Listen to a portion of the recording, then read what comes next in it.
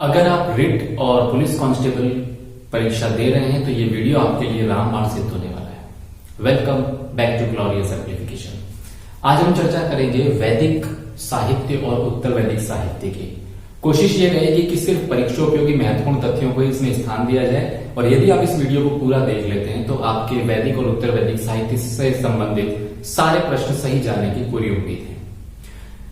वैदिक सभ्यता 1500 से 600 ईसा पूर्व के बीच की मानी जाती है। वैसे वैदिक साहित्य में जो चीजें शामिल की जाती है वो है वेद, ब्राह्मण, आरण्यक और उपनिषद। वैदिक साहित्य को हम श्रुति भी कहते हैं, खासतौर से वेदों को हम लोग श्रुति कहते हैं। इसके अलावा वेदांत, स्मृति, पुराण, रामायण, महाभारत इत्यादि ये वैदिक साहित्य नहीं माना जाता। आप इसे उत्तर वैदिक साहित्य कह सकते हैं, और वैदिक तथा उत्तर वैदिक साहित्य दोनों का अध्ययन हम इस एक वीडियो के अंदर करेंगे, ताकि कम समय में मुश्किल से 15-20 मिनट के इस वीडियो में आपका ये टॉपिक पूरी तरह से कवर हो सके। सर्वप्रथम हम चलते हैं वेदों की ओर। वेद का शाब्दिक अर्थ होता है ज्ञान, और यह माना जाता है कि इन वेदों का संकलन कृष्ण द्वैपायन वेद व्यास ने किया था। यह नाम कई बार परीक्षाओं में पूछा गया है, और इनकी जो रचयिता है वो है आर्य। तो यहां आपको डिफरेंस ध्यान रखना है कि संकलन करने वाले वेद व्यास हैं, जबकि इसके रचयिता आर्य है। ये डिफरेंस आपको पता होना चाहिए, परीक्षाओं में आ सकता है। जहां तक आर्य शब्द है तो इसका अर्थ होता है कुलीन या श्रेष्ठ। वेद अपौरुषेय माने गए हैं, मतलब ये कहा जाता है कि इनकी रचना किसी व्यक्ति ने नहीं की, ये ईश्वर द्वारा भेजे गए हैं।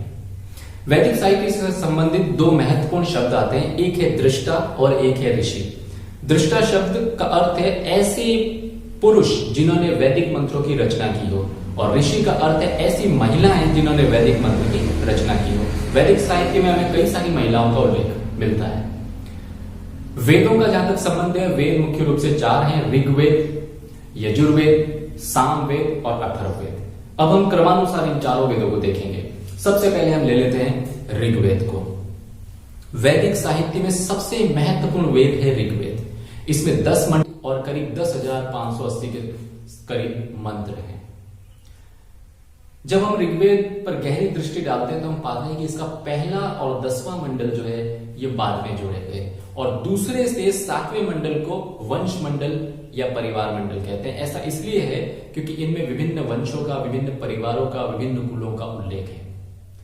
जब ऋग्वेद के तीसरे मंडल को देखते हैं तो तीसरे मंडल में हमें गायत्री मंत्र का उल्लेख मिलता है। ये गायत्री मंत्र विश्वामित्र द्वारा रचित किया गया था। गायत्री मंत्र देवता सविता या सूर्य को समर्पित है, और आज भी हम गायत्री मंत्र का गायन होते हुए देखते हैं विद्यालयों में और अन्य विभिन्न यज्ञ इत्यादि परंपराओं के दौरान। जब हम 7वें मंडल में देखते हैं तो हमें एक युद्ध का उल्लेख मिलता है, दशराजन युद्ध। ये दशराजन युद्ध बहुत महत्वपूर्ण है। ये भरत कबीले और 10 अन्य कबीलों के बीच लड़ा गया था, और कारण था कि रावी नदी के जल पर किसका नियंत्रण हो, रावी नदी के पानी पर किसका अधिकार हो। इसको लेकर ये युद्ध लड़ा गया था, और इसमें भरत कबीले की जीत हुई। शायद इस वजह से हमारे देश का नाम भारत भी है। जब ऋग्वेद के 8वें मंडल की ओर हम दृष्टि डालते हैं तो हमें पता चलता है कि कई सारी विदुषियों का, ऐसी महिलाओं का जो बहुत ज्ञानवान थी, उनका उल्लेख मिलता है। और इस 8वें मंडल में जो महिलाओं के नाम हमें मिलते हैं वो है घोषा, सिकता, अपाला, विश्वरा, काक्षवर्ती, लोपामुद्रा और इत्यादि। इसमें से काक्षवर्ती और लोपामुद्रा कई बार परीक्षाओं में पूछे गए हैं, तो आप इन नामों को अच्छी तरह से कवर करें। ये आपकी तैयारी को सही दिशा देंगे और आपके परीक्षा में कुछ अंक भी बढ़ेंगे। अब हम चलते हैं ऋग्वेद के 9वें मंडल की ओर। इसमें यह 9वां मंडल पूरी तरह से देवता सोम को समर्पित है। सोम मुंजवन पर्वत से प्राप्त होता था। एक तरीके से आप कह सकते हैं ये उस दौर में चलने वाला पेय पदार्थ था। फिर 10वें मंडल की ओर जाते हैं। ऋग्वेद का 10वां मंडल बड़ा मजेदार और बहुत महत्वपूर्ण है। इसमें 2 सूक्त मिलते हैं, एक पुरुष सूक्त है और दूसरा नासदी सूक्त है। जहां तक पुरुष सूक्त का मतलब है, पुरुष सूक्त के अंदर हमें शूद्र शब्द का पहला उल्लेख मिल जाता है, और चारों वर्णों का, ब्राह्मण, क्षत्रिय, वैश्य और शूद्र, इन चारों वर्णों का उल्लेख हमें इस पुरुष सूक्त के अंदर देखने को मिल जाता है। दूसरा महत्वपूर्ण सूक्त है इसका नासदीय सूक्त। नासदीय सूक्त इसलिए महत्वपूर्ण है क्योंकि इस सूक्त के अंदर हमें निर्गुण भक्ति परंपरा का पहला उल्लेख देखने को मिल जाता है। तो निर्गुण और सगुण दोनों भक्ति परंपराएं वैदिक काल से चली आ रही है, और ऋग्वेद में उसका उल्लेख मिलता है। इस ऋग्वेद को जो व्यक्ति, जो ब्राह्मण उच्चारित करता था, उसको हौत्रु कहते थे। ये भी एक बहुत महत्वपूर्ण प्रश्न है और कई बार परीक्षाओं में पूछा गया है।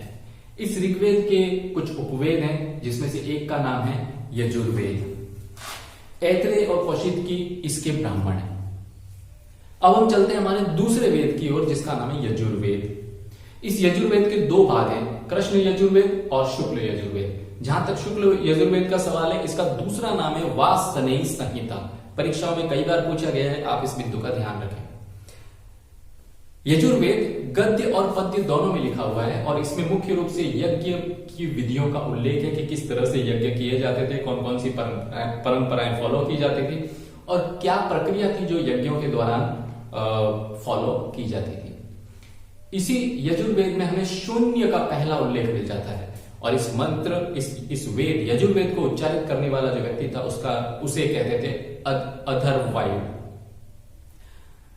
यजुर्वेद के भी कुछ उपवेद हैं, जैसे धनुर्वेद और शतपथ। धनुर्वेद, शतपथ इसका ब्राह्मण है और दूसरा ब्राह्मण है इसका तैत्तिरीय। शतपथ और तैत्तिरीय ब्राह्मण कई बार परीक्षाओं में पूछे जा चुके हैं और आप इनका ध्यान रखें। तीसरे पे चलते हैं हम, सामवेद, जो संगीत का प्राचीनतम स्त्रोत भी माना जाता है और इसमें वैदिक मंत्रों को उच्चारित कैसे किया जाए, इन चीजों का, इन बातों का उल्लेख है। सामवेद श्री कृष्ण का प्रिय वेद रहा है और ये इस वेद का जो उच्चारण करने वाला व्यक्ति होता था उसे उद्गाता बोलते थे। इस सामवेद का भी एक उपवेद है जिसे गंधर्व वेद कहते हैं और सामवेद के 3 ब्राह्मण ग्रंथ हैं, पंचविश, षडविश और जैमिनीय। अब हम आ जाते हैं चौथे वेद की ओर, अथर्ववेद। इस अथर्ववेद के कई सारे उपनाम और हैं, जैसे मही वेद, वैशक्य वेद, अथर्व अंगिरस वेद इत्यादि। अथर्ववेद को भौतिकवादी वेद माना जाता है क्योंकि इसके अंदर जादू टोने का उल्लेख है, टोने टोटके का उल्लेख है, चिकित्सा पद्धतियों का उल्लेख है, औषधियों का उल्लेख है। इस अथर्ववेद का जो उच्चारण करने वाला व्यक्ति होता था उसको ब्रह्म कहते थे। अथर्ववेद का भी एक उपवेद है जिसे हम शिल्प वेद कहते हैं और जहां तक इसके ब्राह्मण साहित्य का सवाल है तो इसका जो ब्राह्मण है उसे कहते हैं गौपत ब्राह्मण। अब हम चलते हैं ब्राह्मण साहित्य की ओर। ये दरअसल ब्राह्मण साहित्य क्यों रचा गया? वेदों की भाषा बड़ी क्लिष्ट थी और इन वेदों को समझने के लिए जिस साहित्य की रचना की गई उसे कहा गया ब्राह्मण साहित्य। इस ब्राह्मण साहित्य में यज्ञ की विधियों का उल्लेख है। फिर आ जाते हैं आरण्यक साहित्य की ओर। आरण्यक का मतलब होता है जंगल। आरण्यक साहित्य, इनकी रचना वनों में हुई और इसमें रहस्यात्मक ज्ञान और वैदिक दर्शन का उल्लेख है, यानी दर्शन शास्त्र को सही तरीके से आरण्यक साहित्य के अंदर समझाया गया है। अब हम बढ़ते हैं उपनिषदों की ओर। ये उपनिषद, जिनकी संख्या करीब 108 है, इन्हें वेदांत भी कहते हैं। उपनिषद काफी सारी जानकारियां हमें दे देते हैं और कुछ जानकारियां तो ऐसी है जिन्हें हम कह सकते हैं कि उनका ऐतिहासिक महत्व भी है। उपनिषद का जहां तक शाब्दिक अर्थ है, इसका अर्थ है गुरु के समीप निष्ठापूर्वक बैठना, ज्ञान प्राप्त करना। इन उपनिषदों की जो विषय वस्तु है वो रहस्यात्मक ज्ञान और दर्शन है। जिस तरह से आरण्यक साहित्य दर्शन को दर्शाता है, उसी तरह से उपनिषद भी रहस्यात्मक ज्ञान और दार्शनिक तत्वों का सटीक विवेचन करते हैं। कुछ महत्वपूर्ण उपनिषद है जिनके बारे में हम थोड़ी सी चर्चा कर लेते हैं, जो परीक्षाओं में पूछे जाते हैं या पूछे जा सकते हैं। इसमें से पहला है कठोपनिषद। इस कठोपनिषद में हमें यम और नचिकेता का संवाद देखने को मिलता है और यही वो उपनिषद है जिसमें कर्म कांड की आलोचना देखने को मिलती है। बहुत महत्वपूर्ण बिंदु है जो हमें ध्यान होना चाहिए। दूसरा हमारा उपनिषद है छांदोग्य उपनिषद। इस छांदोग्य उपनिषद में हमें श्री कृष्ण का सबसे प्राचीनतम उल्लेख मिलता है और उन्हें देव की पुत्र और अंगिरस का शिष्य कहा गया है। इसी छांदोग्य उपनिषद के अंदर हमें बौद्ध धर्म का पंचशील सिद्धांत भी देखने को मिल जाता है। तो इस तरह से आप देखिए कि ये उपनिषद कहीं ना कहीं हमारे ज्ञान को परिष्कृत करते हैं। अगला है बृहदारण्यक उपनिषद। ये एक ऐसा उपनिषद है जो सबसे लंबा है।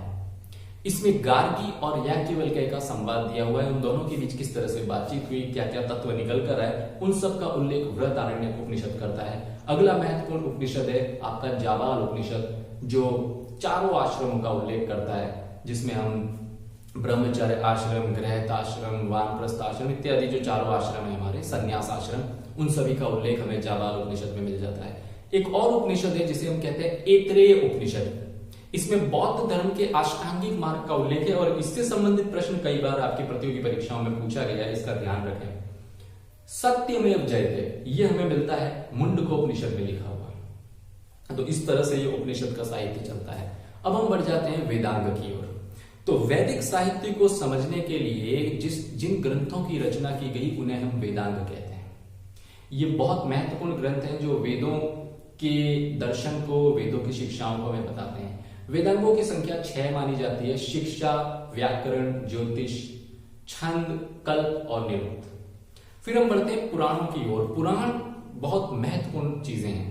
पुराणों से हमें बहुत सारी ऐतिहासिक जानकारियां मिलती है। वैसे इनकी संख्या 18 है और इन पुराणों की रचना लोमहर्ष और उग्र शर्मा को माना जाता है। एक विद्वान थे जिनका नाम था पार्जेटर। उन्होंने सबसे पहले बताया कि पुराणों के अंदर हमें बहुत सारी ऐतिहासिक जानकारियां मिल सकती है और ऐतिहासिक दृष्टि से ये पुराण काफी महत्वपूर्ण है। हम कुछ महत्वपूर्ण पुराणों को एक बार सरसरी नजर में देख लेते हैं। सबसे पहले नंबर पर आता है आपका मत्स्य पुराण।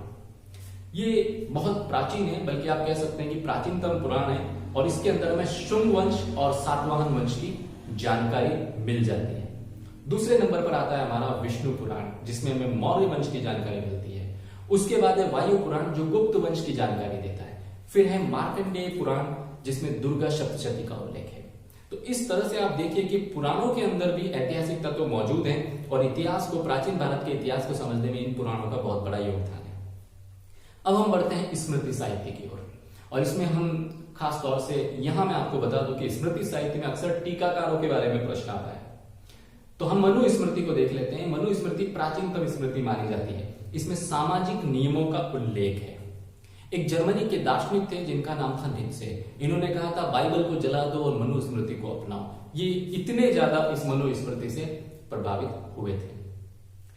जहां तक मनु स्मृति की रचना का सवाल है तो मनु स्मृति जो पूरा स्मृति है, पूरा ग्रंथ है, वो शुंग और सातवाहन वंश के समय में ये रचित की गई। इस मनु स्मृति के कुछ टीकाकार हैं जिसमें एक नाम है भारुची का, एक है कुल्लक भट्ट, एक है मेघातिथि और एक और नाम है गोविंदराज। फिर हम बढ़ते हैं याज्ञवल्क्य स्मृति की ओर। इसके जो टीकाकार है वो है विश्वरूप, विज्ञानेश्वर और अपराग। तो ये टीकाकारों के नाम आपको याद रखने होंगे क्योंकि परीक्षाओं में अक्सर इनसे संबंधित प्रश्न पूछे जाते हैं। फिर हम बढ़ते हैं नारद स्मृति की ओर जिसमें दासों की मुक्ति का उल्लेख है और फिर है कात्यायन स्मृति जिसमें आर्थिक गतिविधियों का उल्लेख है। इन शॉर्ट मैं आपको ये कहना चाह रहा हूं कि इस वीडियो में आया एक एक शब्द आपकी परीक्षा का प्रश्न बन सकता है। इसे ध्यान से समझिए, हो सके तो अपनी किसी नोटबुक में लिखिए या स्क्रीनशॉट अगर अवेलेबल है तो स्क्रीनशॉट ले लीजिए या 2-3 बार इस वीडियो को देख लीजिए। वैदिक सभ्यता के साहित्य और उत्तर वैदिक सभ्यता के साहित्य के बारे में परीक्षाओं में 100% प्रश्न आएगा। इस वीडियो में इतना ही, मिलते हैं अगले वीडियो में। जय हिंद।